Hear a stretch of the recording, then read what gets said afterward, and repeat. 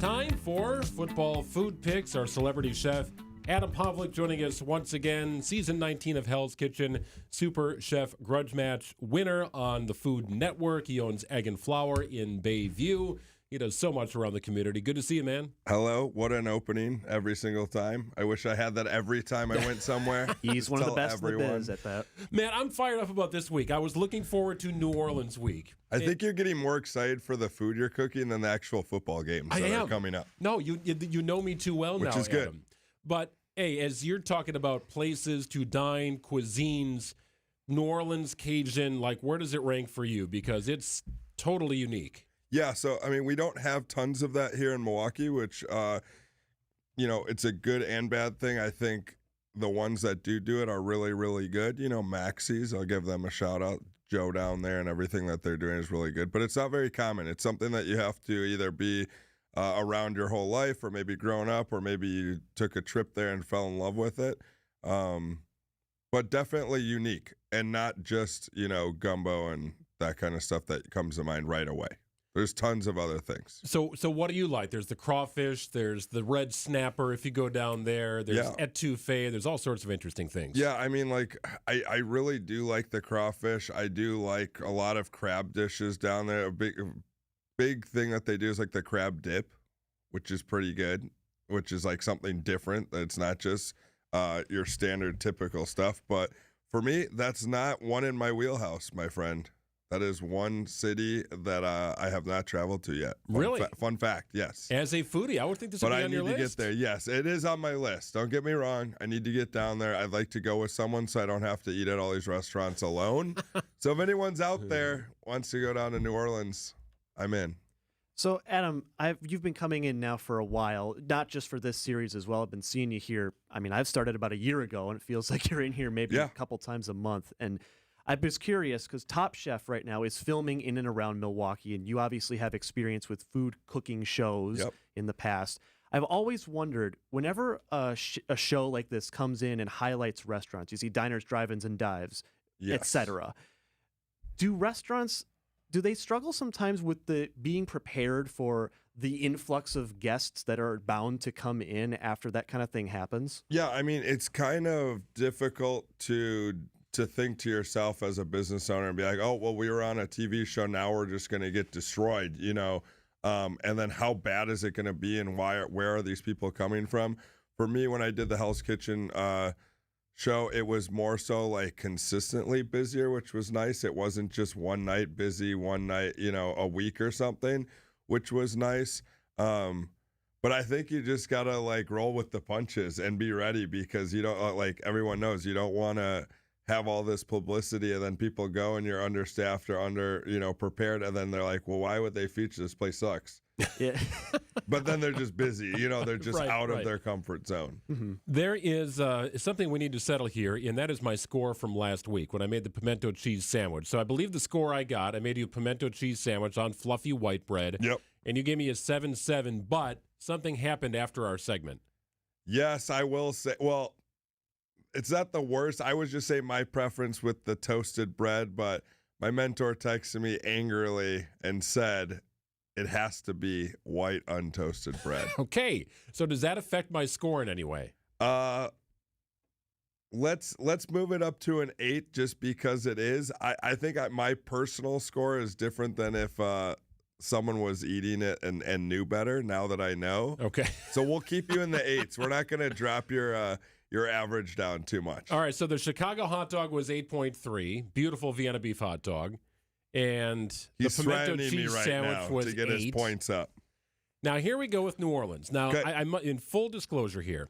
I got everything necessary to make gumbo, and I made it last night, and it was awful. Okay, I was going to say it was absolutely awful. You trashed it. I don't know what happened. Where's the recipe from?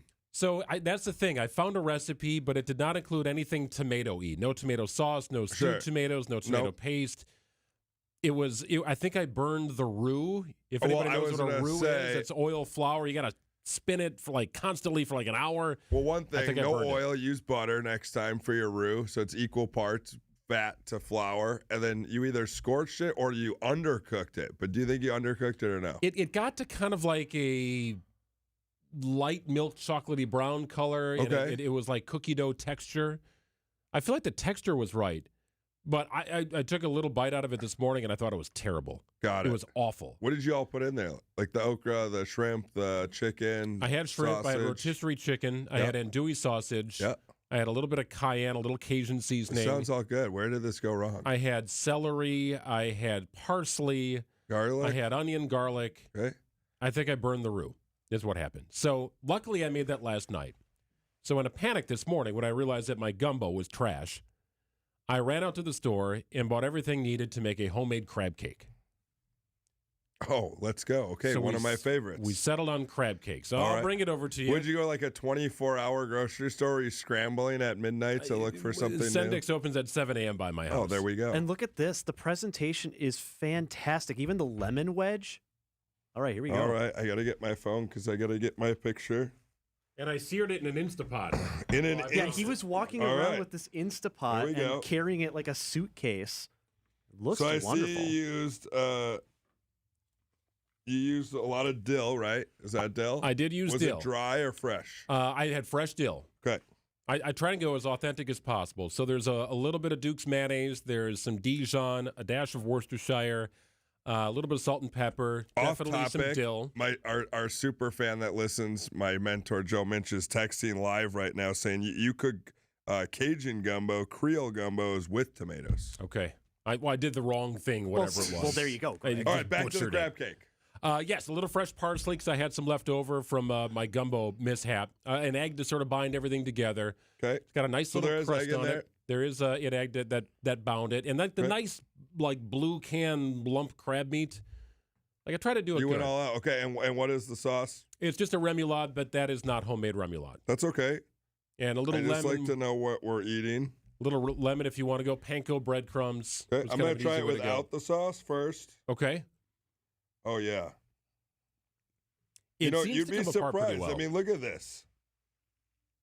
You did Ooh, not boy. skimp on the crab. Is No, this he the did not. $40 a pound stuff? Well, I had to buy like a big can of it, and like I was figuring, might as well just use as much as I can. 1 pound. Yeah, 1 pound crab. Yes, and it Yep. was not cheap.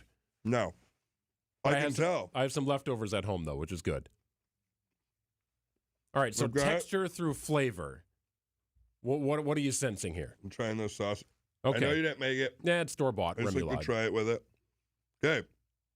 So I will say, he's been looking at it too. There is tons of crab in here. It's dense. I wouldn't say it's dense. Oh, No? it's dense Well, with dense crab. with crab, Yes, yeah. yes. And not with filler. It's crispy on both sides. I mean, I'm pulling this apart. That wasn't a joke. He probably spent a lot of money on the crab because you can see it in there. The first thing that I like about it is that it just tastes like crab.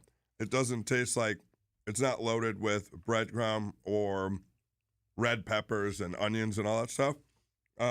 Texture's good, Oh, there is a little green onion in there too. right? It's finely chopped though. Finely chopped. Chef skills. I'm going to try it again. It's really good. I like it. I think you did good. I mean, put this with a little frisee salad or something. It's on a restaurant menu. It's good. Giddy, I was looking for some microgreens. I could have augmented with that, but Yeah. I thought the flavor seems right on. Like a nice little Instapot brown saute thing, Which- and not hard to make. You can make this at home for Sunday's game. Oh, yeah, definitely. Maybe not with the crab that you bought.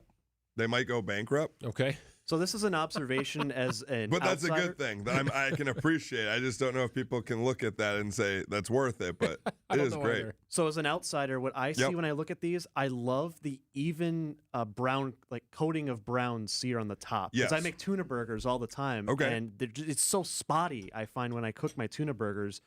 The brown, clearly like the part that's been cooked Yeah. on the skillet. And what I like about this, you did it the right way where it's cooked on both sides, but it's not completely submerged. It's not like a deep fried crab cake.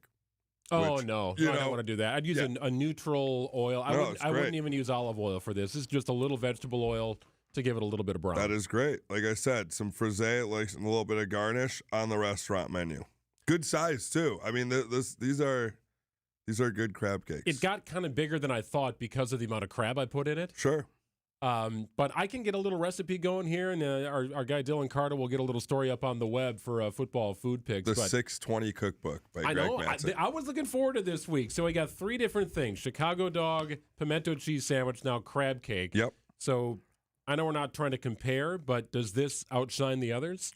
So with this, I like that you went a little bit, this is traditional but different at the same time because, like I said, like it's very straightforward. You don't have a lot of stuff in it. I think it's a higher level than making a Chicago dog. Like you have to get the consistency right. Are we ready for the score? Oof, I think so. Is this time? Do we have a drum roll or something? Sam's keeping score over there. All right.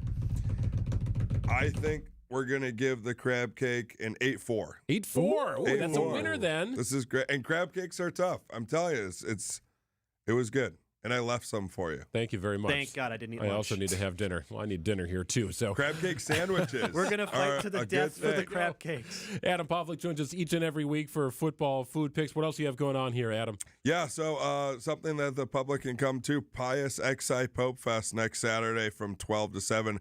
I don't do this a lot, but I will be down there selling food. And it's not pasta. We're actually doing a 8-hour braised Italian beef sandwich. Oof.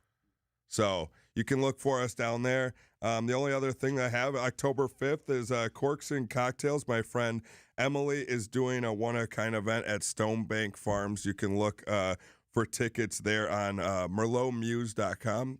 And it's a tasting, educational, cool thing out at the Stonebank Farm. If you haven't heard of that, super, super cool place where they're doing dinners and stuff like that from chefs in Milwaukee and all over the place. And then just, the egg and flour, come on down. We've been getting really busy. We've been doing a lot of catering. So thank you to those people supporting us. And if you need us for catering, big or small, or want to rent out the space or use the space for something, keep us in mind. Love it, man. Football food picks every week here on Wisconsin's Afternoon News with our celebrity chef friend, Adam Pavlik. And our celebrity radio host, Greg. We can't leave you out. You're the star of the show, man.